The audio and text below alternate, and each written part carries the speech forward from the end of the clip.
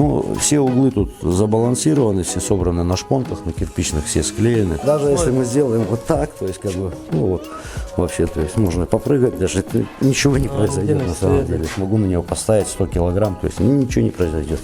Потому что вся кладка здесь отбалансирована, защищена, то есть, ну, здесь, в частности, она армированная, здесь она шпанированная, то есть, ну, шпонка это когда кирпич в кирпич вставляется и между ними еще вовнутрь вклеится еще кирпич. Значит, если мы хотим получить долговечную, качественную вещь, да, то есть понятно, что она потребует больше трудозатрат, чем, допустим, ну, просто слепить и все кубик.